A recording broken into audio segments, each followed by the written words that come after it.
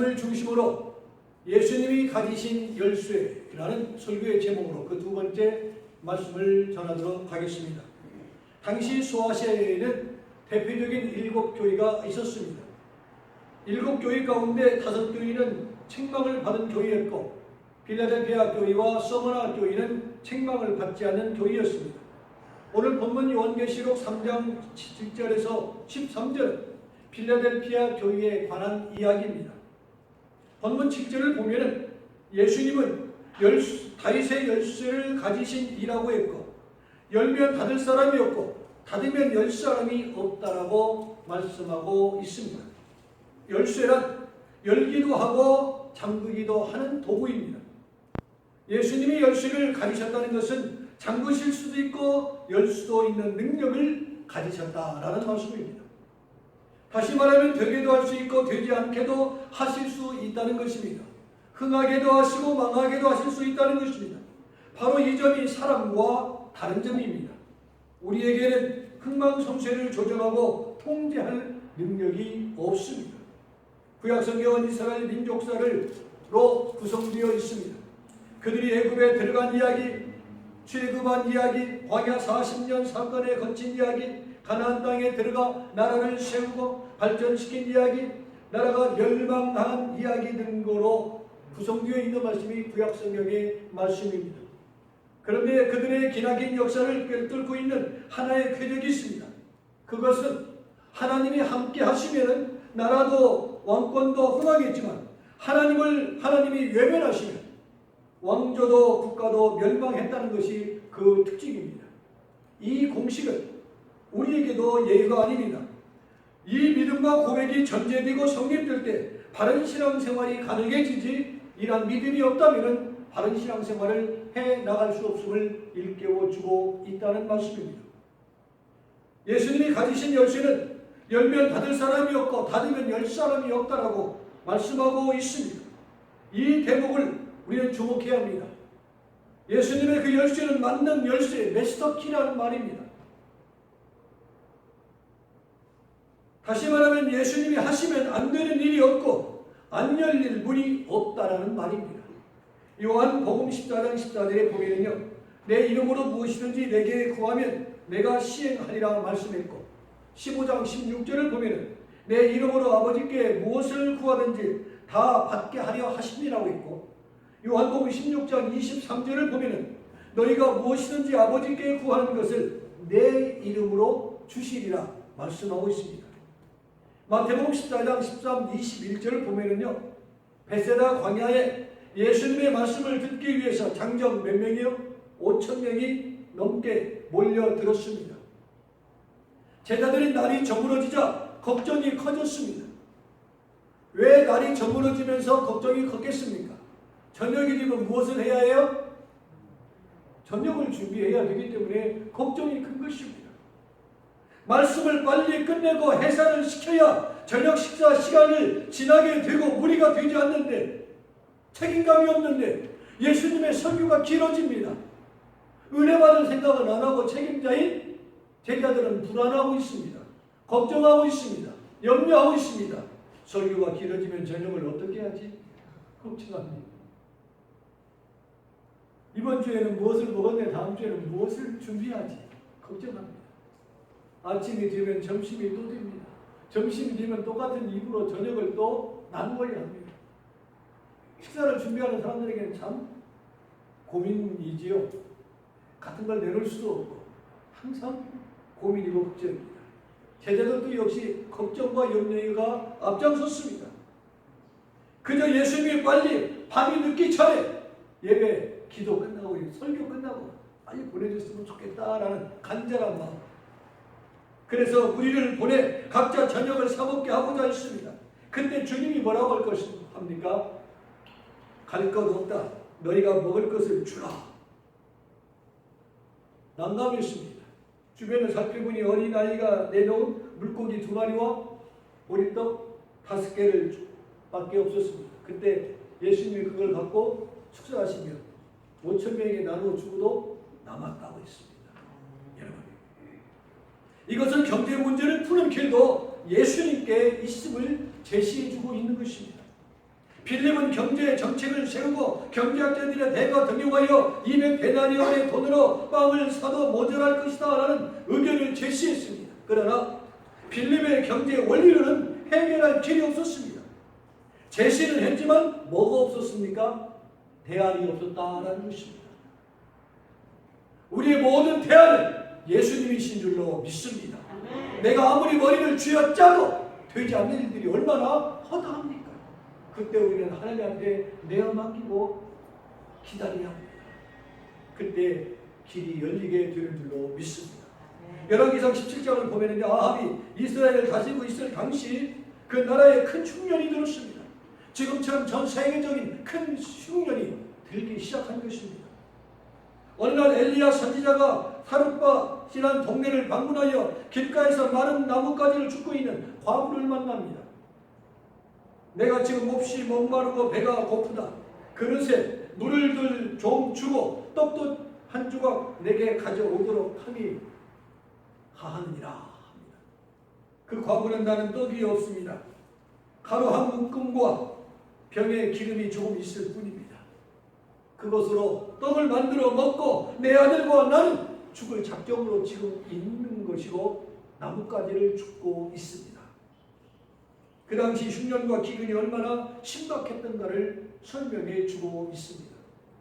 그러자 13절을 보니까 엘리야가 그에게 이렇게 말합니다. 두려워하지 말라. 가서 네 말대로 하려니와 먼저 그것으로 나를 위하여 작은 떡과 한 개를 만들어 물과 함께 가지고 오너라. 내가 먼저 먹을 테니 너와 네 아들은 굶어 죽든지 말든지 하라는 것과 같은 것입니다.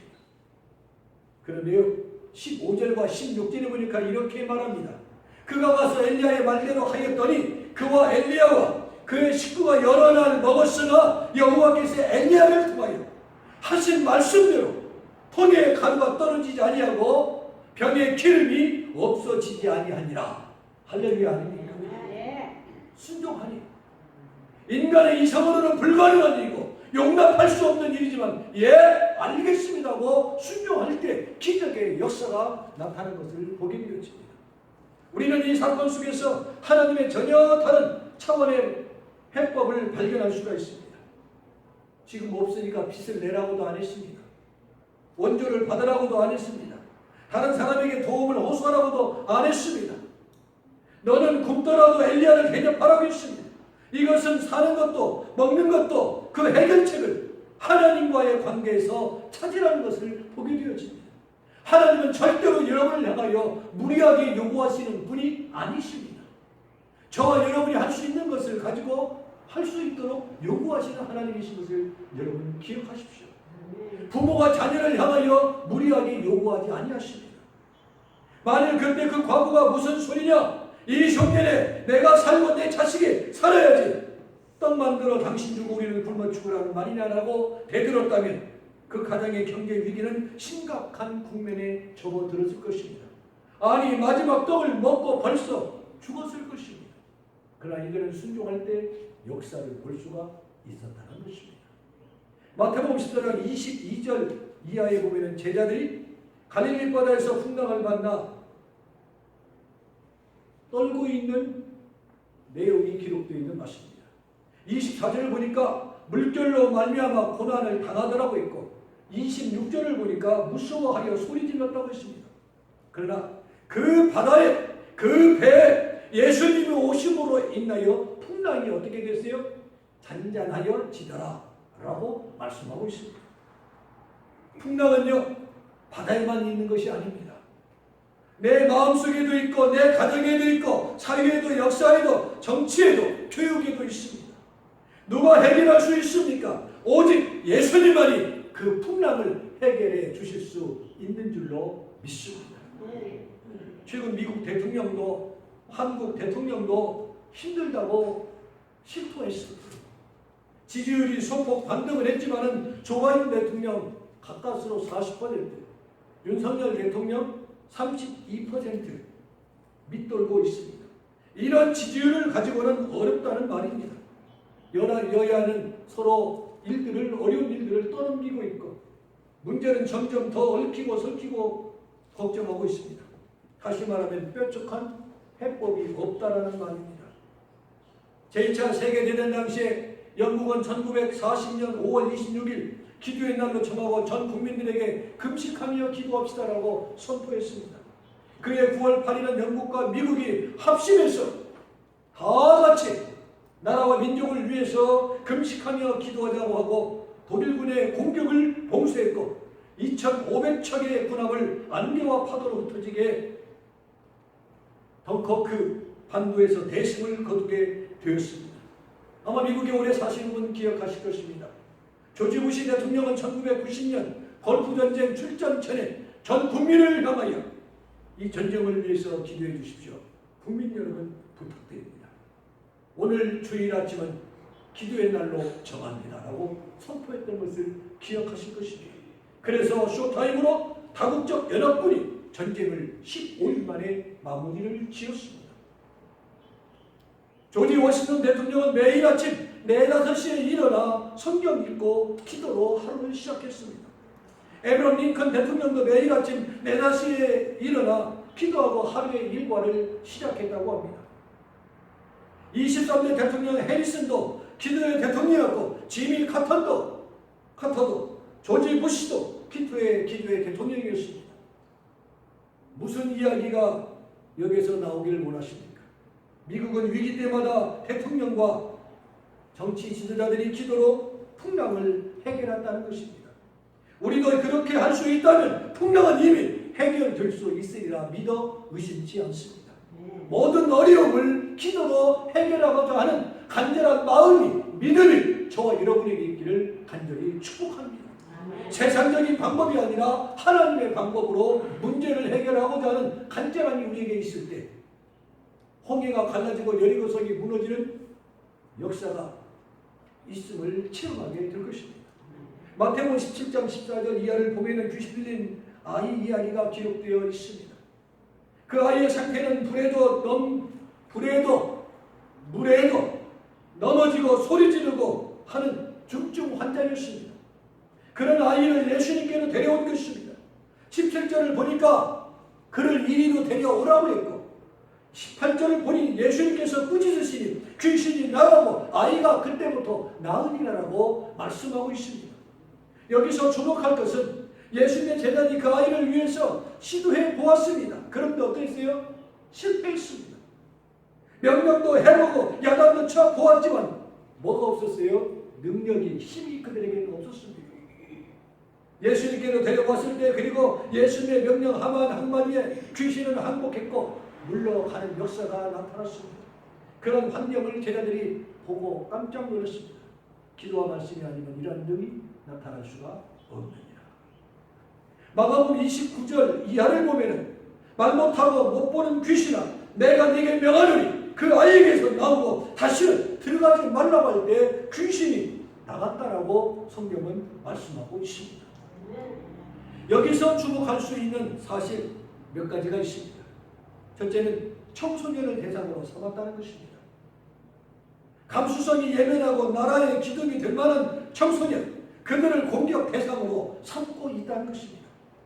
패션도, 휴대폰도, 음식점도, 심지어 술집도 청소년 대상이라야 돈을 벌 수 있다라고 말합니다.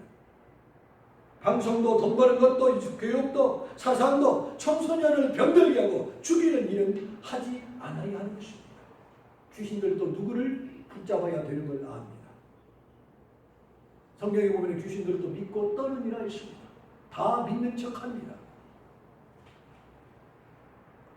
우리가 정말 깨어있지 않으면 분별력을 갖지 않고 살아간다면 우리는 넘어질 수밖에 없는 환경과 여건 속에 살아가고 있음을 우리는 알아야 합니다. 둘째, 어릴 때부터 했다고 했습니다. 마가복음 9장 21절에 보니까 언제부터 이렇게 되었느냐고 물었습니다. 그때 대답하기를 어릴 때부터였습니다라고 했습니다. 어릴 때부터 망가질 수도 있고 어릴 때부터 신앙의 사람이 될 수도 있습니다. 인격 형성은요 태중에 있을 때부터 시작된다고 합니다. 태아 때부터 물론 여가 유아기를 거치면서 신앙교육, 기도교육, 말씀교육, 예수교육을 철저히 시켜 나아갈 때 귀한 자녀로 가문을 빛내는 후손이 될 수 있다는 말입니다. 셋째, 저를 죽이려고 했다고 했습니다. 마가복음 9장 22절 보니까 귀신이 그를 죽이려고 했다고 했어요. 하나님은 우리를 살리려고 독생자 예수 그리스도를 이 땅에 보내어 주셨습니다. 그러나 마귀는 우리와 우리의 자녀들을 죽이려고 물속에도 불속에도 자주 던진다라는 말입니다. 나라도 집어 던지고 사회도 집어 던지고 교육도 집어 던지고 예술도 사업도 문화도 교회도 심지어 신앙도 내던져 버리게 환경을 만들어 버린다는 것입니다. 파괴적이고 공격적이고 비판적입니다. 그러나 오늘 이 자리에 참여하신 저와 여러분은 살리는 주의 종들이 되기를 주의 이름으로 축원합니다. 살리는 종들, 새 생명을 불어넣을 수 있는 능력의 종들이 되기를 축복합니다. 마지막은 다시 들어가지 말라라고 하신 적입니다. 9장 25절에 보니까 그 아이에게서 나오고 다시 들어가지 말라고 했습니다. 귀신은 들어올 수도 있고 나갈 수도 있고 다시 들어올 수도 있습니다. 다시 들어오지 못하게 하려면 믿음으로 예수님이 내 마음에, 내 가정에, 내 회사에, 이 나라에 계시도록 모셔야 한다는 것입니다. 주님은 문 밖에 서 계십니다. 문고리가 없습니다. 내가 문을 열어야 들어오십니다. 마음 문을 닫지 말고 마음의 문을 열 수 있는 이 아침이 되기를 주의 이름으로 축원합니다. 말씀을 마칩니다. 지금까지 우리는 여러 가지 사례를 통해서 주님은 해결자이시고 열쇠를 가지신 분이라는 것을 말씀을 통해서 우리는 확인했습니다. 이런 이야기는 성경 안에 수없이 많습니다. 다윗의 열쇠란 다윗 왕조의 열쇠, 교회의 열쇠, 영원한 나라의 열쇠도 누구에게? 예수님께 주님께 달려 있다는 말입니다. 주님이 하시면 됩니다. 아멘. 주님이 하시면 됩니다. 아멘. 주님이 열면 열립니다. 아멘. 주님이 닫으면 닫힙니다. 주여. 주님이 일으키면 일어납니다. 죽은 나사로도 주님이 나오라고 하셨을 때 일어났습니다. 무덤을 열고 일어나왔습니다. 역병도 물러가라.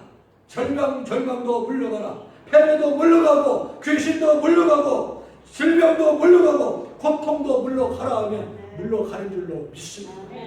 그 열쇠로 열면 달라지고 달라진다는 확신과 믿음을 가지고 기도할 수 있기를 원합니다. 하나님이 여러분과 함께 하십니다. 두려워하지 마시기 바랍니다. 내가 너와 함께하리라 말씀하여 주신 그 말씀에 의지하여 주님이 하시면 됩니다는 믿음으로 할 수 있기를 원합니다.